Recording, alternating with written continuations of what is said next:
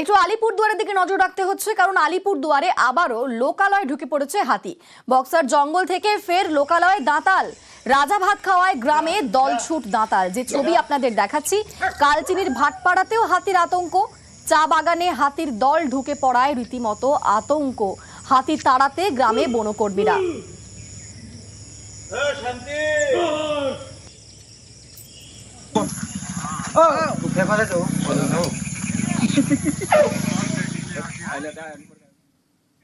অবশেষে বাঁদরের বাঁদরামি থেকে মুক্তি। সোনামুখীতে শেষমেশ খাঁচাবন্দি করা সম্ভব হলো বাঁদরকে। 15 জুলাই থেকে বাঁদরের দৌরাত্মে নাজেহাল। বাঁদরের আক্রমণে জখম হন 6 জন। সেই বাঁদর ধরা পড়ায় স্বস্তি সোনামুখীর রথীনগরে।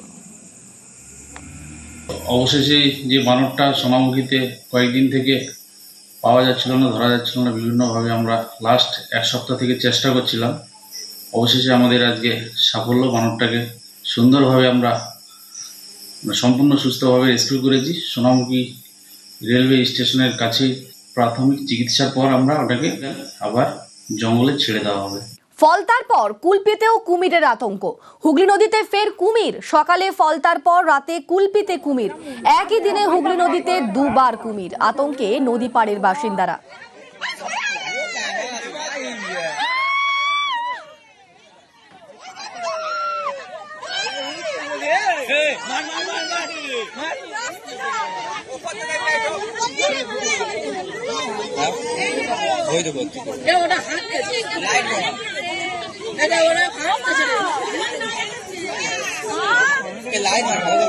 গতকাল আমরা তো এখানেই সবাই ছিলাম, ওখানে দেখি চেঁচামেচি হচ্ছে, তো গেলাম।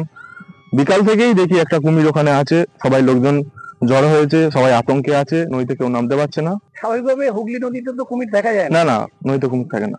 প্রথম দেখলেন এগুলা? হ্যাঁ, এখানে প্রথম দেখলাম। আতঙ্কে আছেন তো? হ্যাঁ, আতঙ্কে আছি। রাতে ওপরের দিকে ওঠার চেষ্টা করছিল, মানুষজন জড়ো হয়েছিল, উঠতে পারছিল না। নেতা দাদার মোবাইল ট্র্যাক করে জালে 3 দাগি। দুষ্কৃতী যোগসাজশে গ্রেফতার নেতার দাদাও। পুলিশের জালে টিটাগড়ের কাউন্সিলরের দাদা। বড়নগর থেকে জালে ব্যারাকপুরের দাগি দুষ্কৃতী। বহুদিন ধরে ব্যারাকপুরের ত্রাস চুনিয়ার খোঁজে পুলিশ খোঁজ চালাচ্ছিল। অবশেষে নেতার দাদার মোবাইল ট্র্যাক করে জালে 3 দাগি। আমাদের সঙ্গে রয়েছেন আমাদের প্রতিনিধি সুবীর, আরো বিস্তারিত বলবে। সুবীর, কতদিন ধরে পুলিশ ট্র্যাক করছিল? দেখো, এই যে মোহাম্মদ খুররাম, যে হচ্ছে টিটাগড় পৌরসভার কাউন্সিলর যে রয়েছে ইনাম খান, তার দাদা, এবং এর মোবাইল ফোন ট্র্যাক করে কিন্তু এই তার সঙ্গে এই যে চুনুয়া, যে হচ্ছে বারাকপুর শিল্পাঞ্চলের মোস্ট ওয়ান্টেড ক্রিমিনাল ছিল, তার নামে একাধিক খুন এবং বিভিন্ন তোলাবাজির অভিযোগ ছিল বিভিন্ন থানায়। সেই জায়গা থেকে কিন্তু চুনুয়া প্রায় 10 বছর ধরে এই বারাকপুর শিল্পাঞ্চল থেকে গা ডাকাতি অন্যত্র লুকিয়েছিল এবং সেখান থেকে তার কিন্তু এই সাম্রাজ্য সে চালাতো। এবং গতকাল দুপুরবেলা যখন এই মোহাম্মদ খুররাম, যে কাউন্সিলরের দাদা, সে যখন বড়নগরে বনগুলির মোড়ের কাছে যখন এই চুনুয়ার সঙ্গে দেখা করতে যায়, তখন কিন্তু তাদের সাথে যে চুনুয়ার সঙ্গে যে মোহাম্মদ খুররামের যে কথাবার্তা হওয়ার পরে সেই নিয়ে কিন্তু মোবাইল ফোন ট্র্যাক করে সমস্ত বিষয়টি পুলিশের উচ্চপদস্থ আধিকারিক জানতে পারেন। এবং তারপরে কিন্তু বারাকপুর পুলিশ কমিশনের গোয়েন্দা দপ্তরের আধিকারিক থেকে শুরু করে উচ্চপদস্থ আধিকারিক, তারা কিন্তু ওখানে কিন্তু একদম সিভিলে সেখানে ফাঁস পেতে থাকে। সেই সময় চুনুয়া এবং চুনুয়ার দাদা মুন্না এবং নাদিম বলে দুষ্কৃতী, তারা কিন্তু সেখানে আসে বনগুলিতে। এবং সেই সময় মোহাম্মদ খুররাম, এই মোহাম্মদ খুররামের কিন্তু এর আগে অর্থাৎ বিজেপি নেতা মনীষ সিংকে মারার ক্ষেত্রেও কিন্তু গ্রেপ্তার হয় এবং তারপরে জামিনে ছাড়া পায়। তখন সেই মোহাম্মদ খুররাম সেই বনগুলি মোড়ে এদের সাথে দেখা করতে যায় এবং তখনই কিন্তু পুলিশের জালে কিন্তু ধরা পড়ে যায় এই চুনুয়া। এবং চুনুয়ার থেকে একটি পাইপ গান, একটি 1 শটার বন্দুক পুলিশ উদ্ধার করেছে এবং তারপরে কিন্তু এদেরকে গ্রেপ্তার করা হয়েছে। পাশাপাশি এই মোহাম্মদ খুররাম, তাকে কিন্তু জিজ্ঞাসাবাদ করা হচ্ছে যে কি কারণে তারা সেখানে জড়ো হয়েছিল। ধন্যবাদ। রেলের জমিতে বাংলার বাড়ি, 2 কিস্তির টাকাও দেওয়া হয়ে গিয়েছে, বাড়িও অর্ধেক হয়ে গিয়েছে, আর সেই জমিতেই রেলের উচ্ছেদ নোটিশ। বিপাকে বারাসতের কদম্বগাছির 300 পরিবার। উচ্ছেদ নোটিশ ঘিরে রাজনৈতিক তরজাও তুঙ্গে।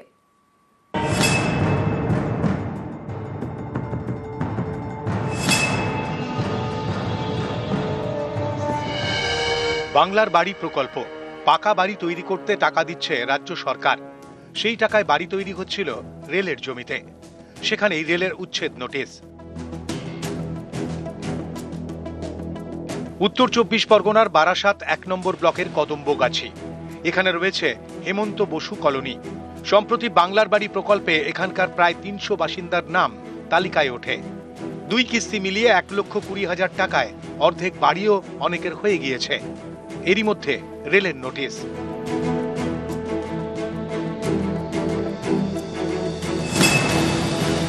তাতে বলা হয়েছে 19শে জুলাই অর্থাৎ শনিবারের মধ্যে জায়গা খালি করতে হবে। এতে বিপাকে স্থানীয়রা। শুক্রবার এলাকায় যান বারাসাত 1 নম্বর ব্লকের বিডিও। স্থানীয়দের সঙ্গে কথা বলেন, কিন্তু উচ্ছেদ নোটিশ ঘিরে চিন্তায় উপভোক্তারা। নোটিশ দিয়ে বললো কি এখান থেকে তোমাদের 2 দিনের মধ্যে ঘর বাড়ি সব জিনিসপত্র বের করে নিয়ে যাও, না তো ভেঙে দিয়ে যাবো। বলেছে ঘর বাড়ি ভেঙে দেবে, এখানে বাস করা যাবে না। রেল বলে গেছে, নোটিশ দিয়ে গেছে। হ্যাঁ, কি করবো, আমরা গরিব মানুষ, আমাদের তো জায়গা দিতে হবে না, আমরা কোথায় যাবো? দীর্ঘদিন ধরে এখানে বাস করছি। আবাসে অথবা বাংলার বাড়িতে আবেদন করতে নিজের জমি থাকা চাই। টাকা বরাদ্দের আগে জিও ট্যাগিং মাস্ট। এই কাজ করেন বিডিও অফিসের প্রতিনিধিরা। আবেদনকারীর জমির নথি যাচাই করা হয়। এখানেই অনেকের প্রশ্ন, জমিটা যে রেলের সেটা কি তখন নজরে পড়েনি? তাহলে গাফিলতি কার? রেলের ভূমিকা নিয়েও ক্ষুব্ধ বাসিন্দারা। তাদের প্রশ্ন, পাকা বাড়ি তৈরির কাজ অর্ধেক হয়ে যাওয়ার পরে এখন কেন রেল উচ্ছেদ নোটিশ ধরাচ্ছে? তারা আগেই কেন বলল না যে উঠে যেতে হবে? আমরা এসছি, দেখছি, আমরা যথা জায়গায় রিপোর্ট করব। সেক্ষেত্রে রেলের সাথে কোনো বৈঠক বা কথা হয়েছে এখনো পর্যন্ত? না, রেলের সঙ্গে কোনো বৈঠক হয়নি। ওনাদের ইঞ্জিনিয়ার এসেছিলেন, ওনার সঙ্গে কথা হচ্ছিল। রেলের শিয়ালদা ডিভিশনের দাবি, বৃহস্পতিবার বাড়ি তৈরির কাজ শুরু হয়। সেই সময় বিষয়টি নজরে আসে। রেলের নিরাপত্তা বিভাগের আধিকারিক এবং ইঞ্জিনিয়াররা ঘটনাস্থলে যান, স্থানীয়দের সঙ্গে কথা বলেন। শিয়ালদা ডিভিশন উত্তর 24 পরগনা জেলা প্রশাসনকে জানায়। এরপর উত্তর 24 পরগনার জেলা শাসক, অতিরিক্ত জেলা শাসক এবং পুলিশ সুপারের সঙ্গে বৈঠক করেন রেলের আধিকারিকরা। সিদ্ধান্ত হয়েছে বাড়ি তৈরির কাজ বন্ধ থাকবে।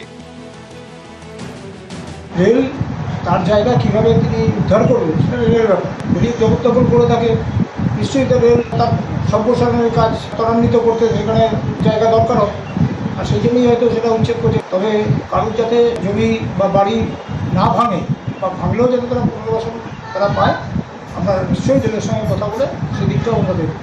ওটার প্রশ্নই নেই। যারা আজকে দীর্ঘদিন ধরে এখানে বসবাস করছে, গরিব মানুষ, তারা বাংলার বাড়িও পেয়েছে, তাদের উঠার কোনো প্রশ্ন নেই। আর পুনর্বাসন তাদের এখানে করেছে 50 বছর আগে, আর তাদের কোনো পুনর্বাসনের দরকার নেই। উত্তর 24 পরগনার বারাসাত থেকে জিয়াউল আলম, নিউজ 18 বাংলা। ধসের জেরে বিচ্ছিন্ন পাহাড়। ধসে শিলিগুড়ি সিকিমের সড়ক যোগাযোগ বিচ্ছিন্ন। বিকল্প রাস্তাও ধসের জেরে বন্ধ। 10 নম্বর জাতীয় সড়কে বিরিকে ধারায় ধস। বিকল্প পাপড় খেতি রুটেও ধস। পাহাড়ে বেড়াতে গিয়ে বিপাকে পড়েছেন পর্যটকরা।